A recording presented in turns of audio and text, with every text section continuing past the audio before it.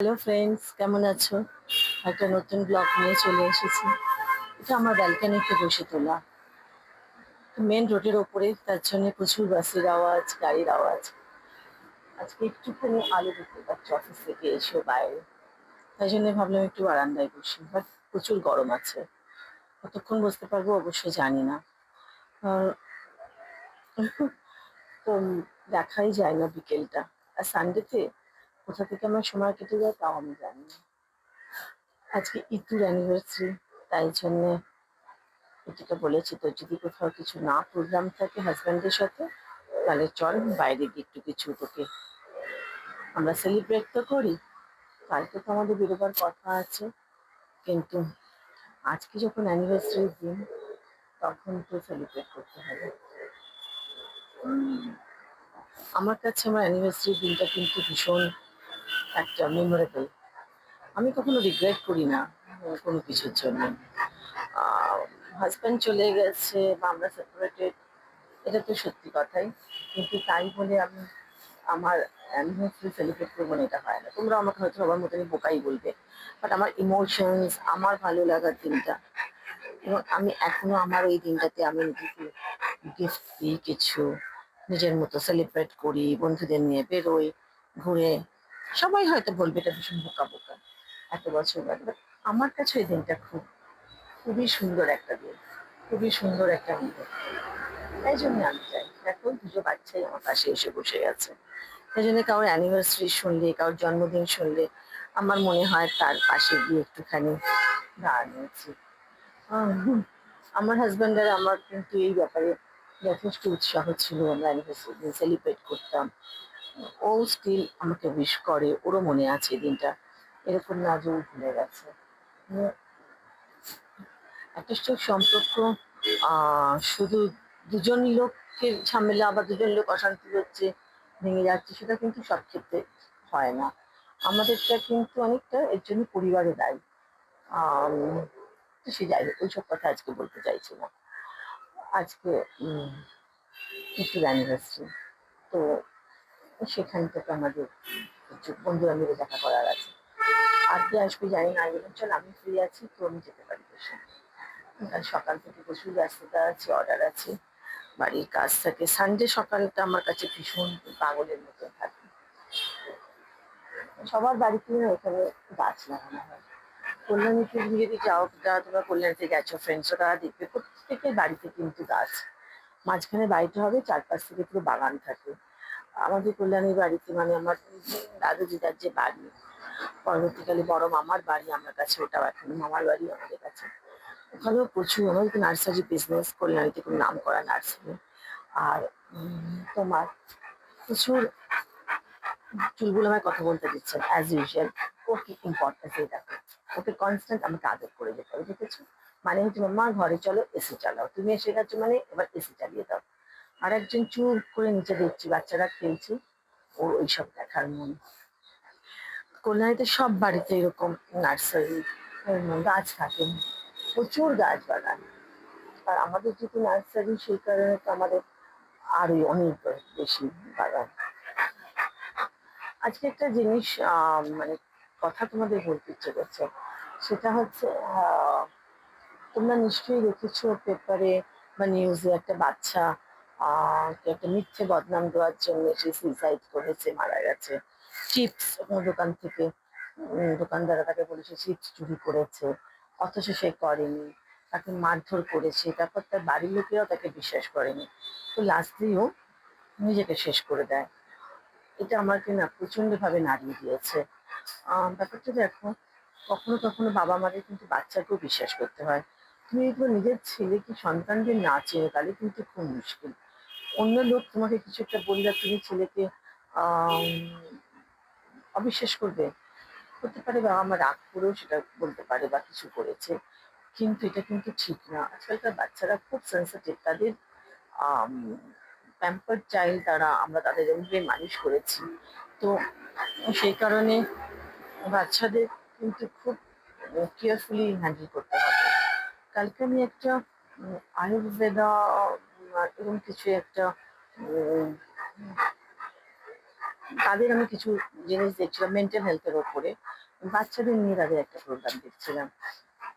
সেখানে তারা বলছিল যে মানে কি কি ধরনের প্রবলেম থেকে বাচ্চারা এরকম হয়, আর বাচ্চাদের মেন্টাল হেলথ ইস্যুস গুলো কিভাবে তোমরা দেখবে। আম, প্রথমেই বলছিল যে যখনই কোনো বাচ্চারা তাদের কাছে আসে ডক্টরের কাছে কাউন্সেলিং এর জন্য, এসে বাবা মারা নাকি বলে তারা খেতে চায় না, সবসময় বাইরের খাবারের প্রতি একটা ইচ্ছে, বা মোবাইল ছাড়ে না, মোবাইল হাত থেকে নিয়ে নিলে ভীষণ এগ্রেসিভ হয়ে যাচ্ছে। স্কুলের টিচাররাও বলতে থাকে আজকাল বাচ্চারা খুব সহজে এইগুলো, কিন্তু তারা বলছে প্রথমে তাদের দেখতে হবে বাবা মার সম্পর্ক, তাদের দেখতে হবে বাবা মার সম্পর্কটা কেমন। তারপরে বলছে যখন ফিজিক্যালি বাচ্চাটা উইক হয়ে যাচ্ছে, মানে কেউ খায় না বলছে, রোগা হয়ে যাচ্ছে বা তার কোনো গ্রোথ হচ্ছে না, সেক্ষেত্রে বাবা মার জেনেটিকটা তাদের দেখতে হবে, সেক্ষেত্রে বাবা মাকে টেস্ট করানো হয়, বাবা মারা সুস্থ কিনা সেইগুলো সবকিছু দেখতে হয়। তো আর বলছিল যে বাবা মারা যদি ঝগড়া করে বাচ্চাদের সামনে, সেই বাচ্চারা খুব ডিস্টার্ব হয়ে যায়, বা তারপরে কোনো কারণে অকারণে বাচ্চাদের তোমরা ডাউট করছো, সেক্ষেত্রে বাচ্চারা ভীষণ এগ্রেসিভ হয়ে যায়। তারপরে তোমরা বাচ্চারা যা চাইছে তাই দিয়ে দিচ্ছ, সেক্ষেত্রে বাচ্চারা স্পাইক হয়ে যায়। তারপরে বলছি যদি বাবা মাকে সারাক্ষণ দেখে মোবাইল মোবাইল হাতে নিয়ে, তাহলে কিন্তু বাচ্চারা সেক্ষেত্রে ওরাও কিন্তু মোবাইলটাকেই ধরে আঁকড়ে বসে থাকবে, তুমি সেই ক্ষেত্রে কিন্তু আর বাচ্চাকে চেঞ্জ করতে পারবে না। আমার খুব ভালো লাগছিল, এত ভালো ভালো ওরা পয়েন্ট গুলোকে তুলছিল, সত্যি। এটা শতরূপাদির বাড়ি, ওদের বাড়িতেও দুটো আছে। তো এই যে জিনিসগুলো, এগুলো কিন্তু সত্যিই খুব বোঝার ব্যাপার। আজকাল বাচ্চাদের মন খারাপ, অনেক বাচ্চাদের গল্প শুনবো মন ভালো লাগছে না, বাচ্চাদের মন ভালো লাগছে না, হবেই তো, তাদের বাচ্চা বাইরে খেলতে যেতে পারে না, তাদের কোনো জীবন নেই, সারাক্ষণ তারা ওই গেম গেমের মধ্যে তাদের তোমরা বসিয়ে রেখে দিয়েছো। ভেতরেই যেতে হবে, বিকজ আমাকে যেহেতু চুলকুল বসতে দিচ্ছে না, ওদের প্রচন্ড পরিমাণে গরম লাগছে। তো আমার বারান্দায় বসা হয়ে গেল। নেক্সট আমাকে বেডরুমে, আমার রুমে আমাকে ঢুকতে হবে। তো যেটা বলছিলাম বাচ্চাদের হ্যান্ডেল করতে গেলে, যেটা বলছি বাবা মাদের প্রচুর পরিমাণ, এটা তো খুব সত্যি কথা, যদি সারাক্ষণ দেখে বাচ্চারা বাবা মারা ঝগড়া করছে, অশান্তি করছে, সেই বাচ্চা কিন্তু সত্যিই খুব ডিস্টার্ব হয়ে যায়। বাচ্চাদের একটা খুব সুন্দর, আসো আসো আসো হয়েছে আসো, বাচ্চাদের কিন্তু তোমাকে খুব সুন্দর একটা জীবন দিতে হবে, আর সেই জীবনটা কিন্তু দিতে পারে একমাত্র বাবা মারা। বাবা মাদের মধ্যে যদি ঝগড়াঝাটি আর এগুলো জানো, বাচ্চারা এসে সব স্কুলে বন্ধুদের সাথে আলোচনা করে, যদি ইন্ট্রোভার্ট হয় তাহলে হয়তো করবে না, কিন্তু তা না হলে কিন্তু বাচ্চারা বাইরে। আমার বাড়ির উল্টো দিকে একটি বাচ্চা ছিল, আমার মনে আছে, ও ছোটবেলাটা আমাদের বাড়িতেই প্রায় কেটেছে। তো ও যখন আমাদের বাড়িতে আসতো, তখন মানে আমার বাবার কাছে ওর বাবা মা দুজনে চাকরি করতো, আমরা দেখতাম ওর বাবা মারা প্রচন্ড ঝগড়া করে। তা আমাদের বাড়িতে যখন বাচ্চাটা আসতো, উম সবেও কথা টথা বলা শিখেছে। এবার আস্তে আস্তে ও কথা বলা শিখলো, ম্যাক্সিমাম সময় আমাদের বাড়িতেও থাকতো। মা অফিস যেত, বাবা কাজের মেয়েটাকে কাজ করছে, তো ওকে আমাদের বাড়িতে নিয়ে যেত। বাবাও খুব ভালোবাসতো ওকে, আমরাও খুব ভালোবাসতাম। এখনো আমার মনে পড়ে ওর কথা। হয়তো কত বড়ই হয়ে গেছে, এখনো থাকেও না ওরা এখানে। উম, যেটা বলেছিলাম, তো ও যখন কথা বলা শিখলো, একদিনকে বাবাকে বলছিলাম কিছু একটা জিনিস চাইছে, ও তো বাবা বলছে না মা, না এটা না, এখন না, এখন তুমি খেয়ে নিয়ে ঘুমোবে। বাবা খরচর কোথাকার, বাবা বললো একই তুমি একই ভাষা বলছো, এ ভাষা তুমি কোথা থেকে শিখেছো? হুম, কেন? ড্যাডি যে মামিকে বলে, আমরা ড্যাডি মামি বলা শেখাচ্ছি, কিন্তু আমরা বাচ্চার সামনে যদি বাবা মাকে অ্যাবিউজ করে বা মারে বা কিছু করে, এটা কিন্তু বাচ্চারা সঙ্গে সঙ্গে শুনে নিচ্ছে। হুম, কেন? বাবা মাকে বলে, বাবা মাকে খচ্চর বলছে, বাবা বুঝতে পারছে না, মেয়ে যে এগুলো সব শিখে যাচ্ছে, বাট ও তো জানে না এটা কোথায় ইউজ করতে হয়, সবার সামনে বলতে নেই। আরেকদিন এসে বলছে আরো বাজে একটা গালাগাল। দেন বাবা মাকে ডেকে আমরা বললাম উম, যে এরকম আপনারা দুজনে এরকম অ্যাবিউজিভ ল্যাঙ্গুয়েজে কথা বলছেন বাচ্চার সামনে, বাচ্চা কিন্তু সব শিখে যাচ্ছে, ও কিন্তু এরকম এরকম বলেছে। বাবার সামনেই হাত ধোয়া দিয়ে বাচ্চাটাকে টানতে টেনে টেনে নিয়ে গিয়ে মারতে মারতে নিয়ে গেল, বলে এটা কি করছে বলে বাবার মুখের উপর দরজা বন্ধ করে দিল। তারপর থেকে আমাদের এটা কোনোদিন আসতে দেয়নি মনাকে। উম, এবং তারপরের দিন থেকে যখন পরে যখন ও আমাদের সামনে বেরোতো, যদি মুখোমুখি হয়ে দরজা বন্ধ করে দিচ্ছে, উম, আমাদের সঙ্গে কথা বলতে দিত না, মুখ ভেঙাচ্ছে, মাও ভেঙাচ্ছে বাচ্চাটাও ভেঙাচ্ছে। চোখের সামনে আমি দেখলাম একটা মিষ্টি সুন্দর ফুলের মতো বাচ্চাকে কিভাবে ওর পুরো ছোটবেলাটাকে টেনে নিয়ে নিল, তুমি ওকে একটা বড় বেলা দিয়ে দিল, এবং ওই বাচ্চাটাকে ভাবালো আমরা ওর খারাপ চাইছি, আমাদের সঙ্গে কথা বলতে না দেওয়ার কথা বলালো। প্রথম প্রথম ও খুব কাঁদতো আমাদের বাড়িতে আসার জন্য, একটু দরজা খুললেই। তারপরে আস্তে আস্তে দেখলাম ওর পরিবর্তনটা। তো সেই কারণে বাচ্চাদের যা কিছু হবে না খারাপ, সব ছোটবেলার থেকেই হয়ে যায়। বাচ্চা যদি জেদি হয়, বাচ্চা যদি দুষ্টুমি করে, এটা টানছে ওটা টানছে, তাহলে বুঝি বাচ্চা নর্মাল আছে। কিন্তু তুমি দেখছো বাচ্চা চুপচাপ, মানে চুপচাপ করে বদমাইশি করছে, এর পেছনে লাগা, একটু করে চিমটি কেটে দিলে, একটু করে ছেলে ফেলে দিলে, এরকম বাচ্চা স্কুলে অনেক আছে। তুমি বুঝবে বাচ্চাটা খুব ডিস্টার্ব বাচ্চা। উম, কালকে আমি যখন শুনছিলাম আমি ভাবছিলাম, আমার ছোটবেলায় ভাবছিলাম আমার স্কুলে এরকম করছে। প্রত্যেকটা স্কুলে, প্রত্যেকটা জায়গাতে, অফিসে, স্কুলে এরকম তুমি কিছু লোক পাবে যাদের তুমি ইউ ক্যান জাজ, ইউ ক্যান রিড। সেই বাচ্চাগুলোকে চুপ করে বসে থাকবে, তাদের পড়ালেও সে বুঝছে না বুঝছে তুমি কিছুই বুঝবে না। অফিসে এরকম অনেক লোক আছে, অনেকবার তাকে জিজ্ঞেস করলে একটা উত্তর দিলে হয়তো চুপ করে বসে থাকবে, মাথা নিচু করে কিছু কাজ করছে। হার বদমাইশের এক বদমাস ওরা। আমি এরকম চিনি আমার অফিসে একজনকে, প্রচুর কাজী, যত রাজ্যের বদমাইশি তার ফোন নিয়ে, যত রাজ্যের যত রাজ্যের অসভ্যতামি কাজ সে কিন্তু করে। কিন্তু ওই অফিসে তার এমন একটা রূপ থাকবে যে তুমি তাকে বুঝতেই পারবে না, যতক্ষণ না আনটি না আনলেস তুমি তার সঙ্গে কথা বলছো বা তার সঙ্গে কেউ মিশছে।